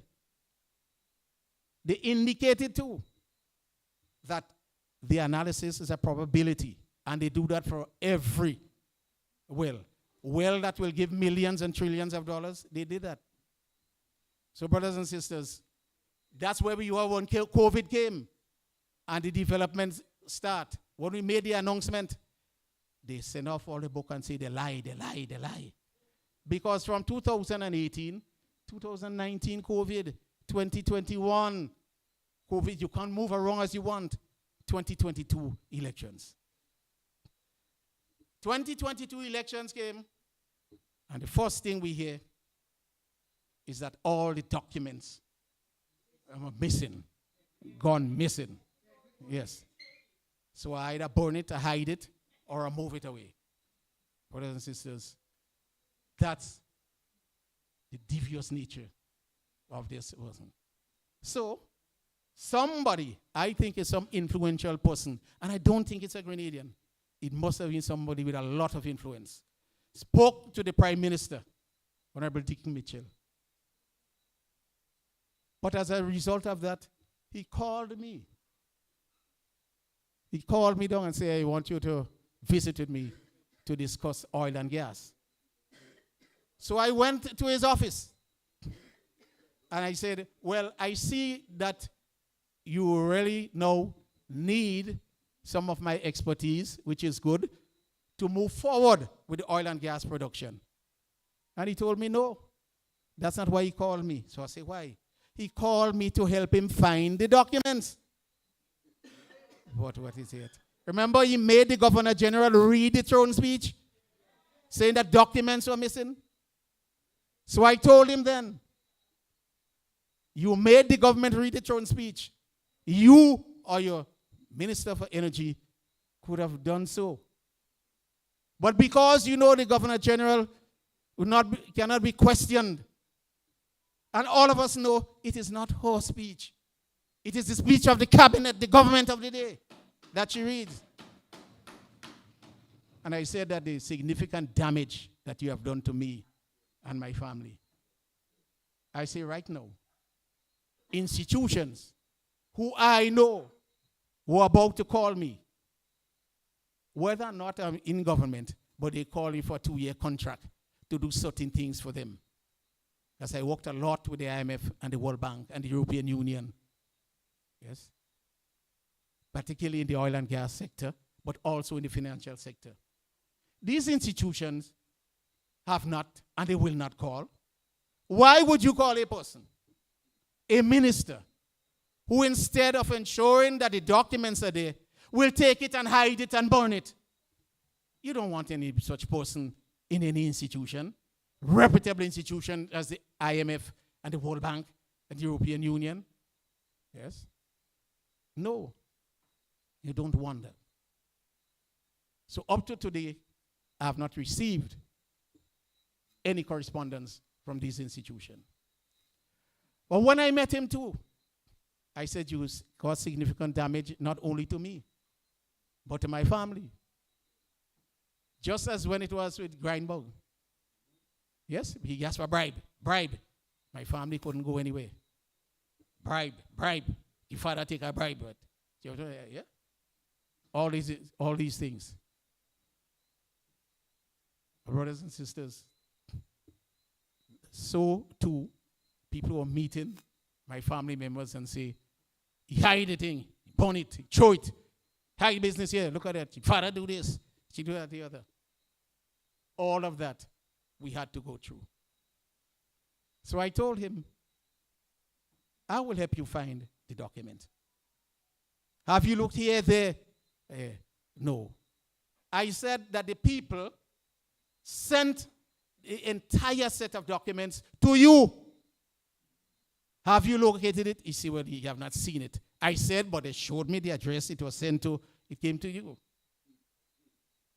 And we learned last night that GPG lawyers offered them in July, after the June election, all the documents. They refused it. Your humble servant spoke to the people, GPG, and I told him I will get the 4 major pieces of documents on which you could make your decision. I will get that to you. I got those documents, and I sent them to him. Yeah? In the meanwhile, I'm not talking to anybody. You know. You have a conversation with the Prime Minister of Grenada, and so I worked on that merit. Yes, confidentiality. When he did not get back to me, I called. He did not get back to me. So I called Miss Leslie, can't recall her first name. And I told her because she used to contact me on his behalf. And I told her what I did, and I was trying to make contact with him. She promised she'll get him to call me. He did call me. Took his time, so I had given up on it. I said, well, all these things I sent you, and all the things that you said to me, that it was not your intention to do this sort of damage to me and my family. And if that is how it worked out, he's sorry and he apologizes. I told him there and then, your apology must be to the nation, not squarely to me. So I expect you to come out and apologize to me so that just as how it was read to the nation, everybody will hear. I told him that when we met. Yes? And he said, well, I had to do that because GPG was pressing on me and I didn't know what to do and I had to think that so I had to make some statement. I see it now that is not the case. It was willful and malicious. So, brothers and sisters, when he called me, I said, I spoke.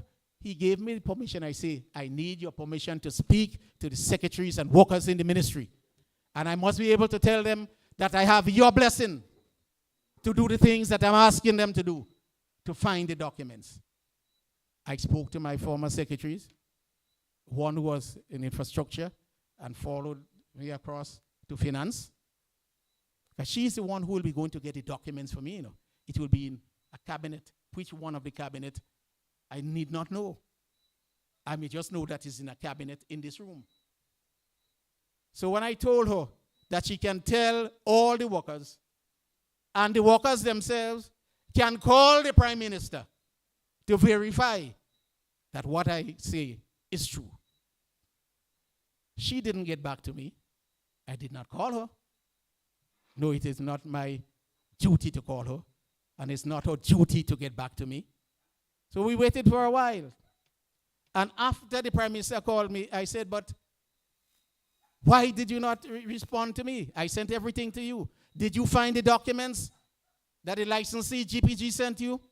Yeah, well, you can't recall that. Did you find what I sent to you? No, he doesn't think so. But I have found the documents. He told me that he had found the documents. So I said, where did you find it? In a cabinet in the ministry. He found it there under lock and key. And he said the only problem that he did not have a key to open it. I said, did you not ask the secretary for the key? He said, no, well, he didn't waste time to do that. He broke open the panel. Well, it's a government owned, and he's the Minister of National Security. I tell him, I say, well, no problem with that. If you broke open the thing, you could either get a new panel. And besides, they don't like to use anything that the former NNP used to use. Huh? They don't like that. So he said, break open that and throw it. But the point is, he got the documents. And for months now, I've been waiting on him to come out and advise the nation, not only the nation, but the institutions around the world, that they had found the document and that I had participated. I came out and showed them how to find the documents. So Gregory Bowen didn't thief any document. He didn't burn any document. He didn't move with any document. As a matter of fact, just as we are obliged to do, we had all the documents secured where it should be. Brothers and sisters, somebody called me and he said, I heard you saying that you did not want to embarrass the Prime Minister or belittle him by going out to the nation and to the world to say that you helped them find the documents, that they found the documents and they have not done one thing. He said, they belittle you and your family. Put all gentlemen together and belittle them too. But brothers and sisters, I did not do that until it was absolutely necessary. How come you can go to Nigeria? Yes? I don't want to use the term wine and dine, but at the behest of a gentleman. Yes? And while you're in Nigeria, GPG signs an arrangement with a Nigerian company. Right? You may say it's another company, but the same man come out and say that he will be buying oil and gas from Grenada. So company A, company B, same thing. But you Nigeria, at that point in time, you come back to Grenada. You said nothing about it. And then when the ball busts, yeah. And I mentioned before the Integrity in Public Life Act. That act says in it, and it is written, you must not be involved in corruption. It further goes on to say, you must not be involved in anything that is perceived to be corruption. So whether or not there is corruption is irrelevant. So he should do what is necessary to clear Grenada name if he doesn't want to clear his name, and to have a thorough investigation into this saga. Yes? He must do that. The Integrity in Public Life Commission, they have a responsibility. Yes? And we as Grenadians must call upon them to do their work. We must call upon them to do their work. Because this is not the only incident. We have a lot of other incidents where laws are broken and where people in public life, ministers, are doing things that are against the law. As I indicated, I propelled that law. That is why I'm so familiar with it. That is why I live to the spirit of that law. That is why I live to the spirit of that law. You cannot enrich yourself. You cannot take advantage of a situation at the expense of other people. So, brothers and sisters, we have to do what we have to do. I am saying that you do everything that all the speakers before me have told you. Ensure that you do what is right. Ensure that you comb the list. And one thing we did not do, we did not speak to our neighbors. We did not speak to our children. Let us start to do that now, brothers and sisters. And let us make sure that the new National Party is back there to rescue Grenada, Carriacou, and the PT Martinique. Ain't nobody could stop us now. We on the move and ain't nobody could stop us now. Thank you, Brother Bowen. We're pressed for time, so I'll be very brief. This next speaker, I call him the Energizer Bunny of leadership, and he has always been the right man for the job. Welcome, welcome, our political leader. Somebody, yes we know. You need me and I need you. Listen. Well, yes. I felt I was in school again tonight. So how could I, after what we heard tonight, keep you any much longer? I am filled. My cup is overflowing tonight. Really overflowing. So I am going to be very short, because when you listen to all the speakers tonight, it tells you one thing, that the NNP is the only party that can continue to build this beautiful country of ours. Sisters and brothers, you listen to all the speakers. And when you look at what you heard tonight, and you listen to what Brother Dwight said, the children in government,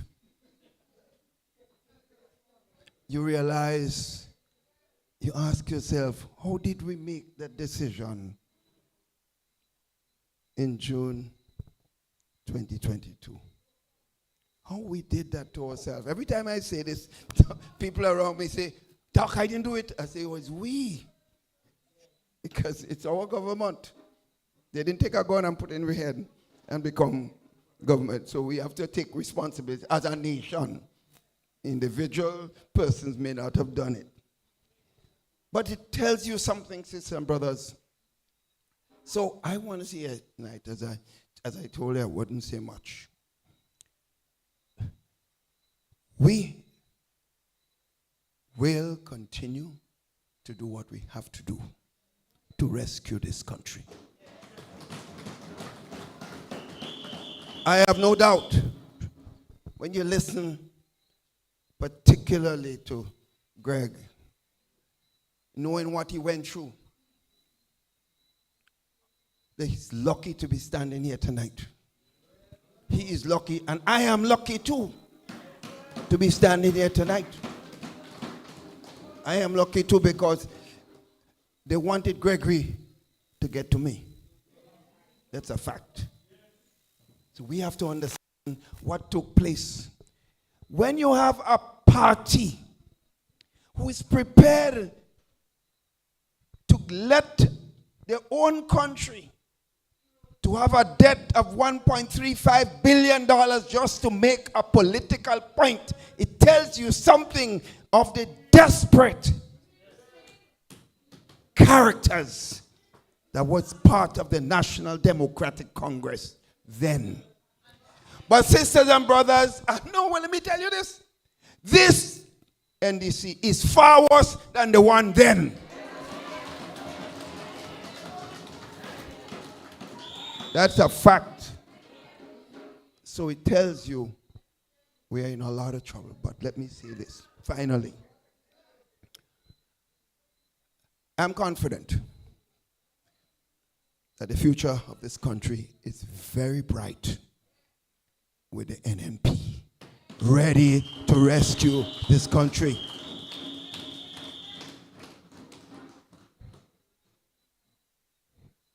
Gregory has spent over 30 odd years in the politics of this country.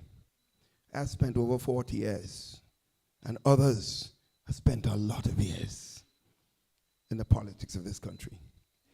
So as NNP moves forward, we will have changes. We will have changes in the NNP. But you know, sisters and brothers, whatever changes come, the experienced head of the new National Party will be there to work with all the changes to continue to build Grenada, Cyclical, and Petite Martinique.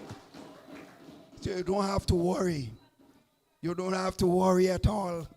Listen to the young sister there. You see that young sister there? NNP building the future leaders of this country, sisters and brothers. So you don't have to worry, sisters and brothers. We will be there. We will be there with this team and other team members to rescue this beautiful country of ours. Good night. You have had enough food tonight. Thank you and take care.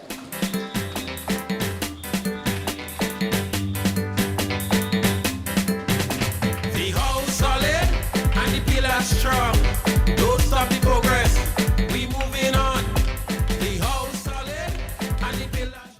I now invite Ms. Jessica Phillip to do the vote of thanks, followed by Mr. Terek Frank to do the closing prayer.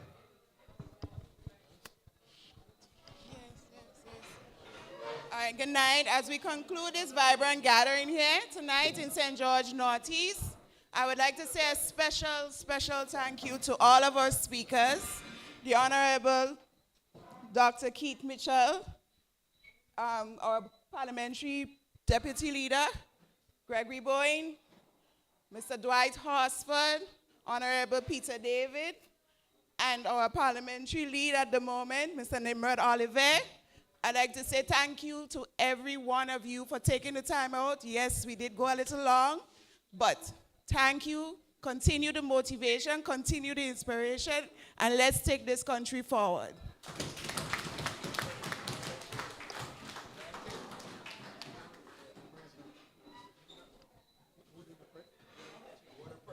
Let us all stand as we close off in prayer. Almighty and eternal God, we thank you for this gathering here today. We pray that you give us traveling mercies as we go home. Continue to watch over the new National Party. Continue to be with us. And may we continue to do what we can to rescue Grenada, Cyclical, and Petite Martinique. In Jesus' name I pray. Amen. Thank you, sister. Yes. Are you ready? Move it. Yes, we move it. Move it. NNP, we move it. Move it. Yes, we move it. Don't stop. Don't stop.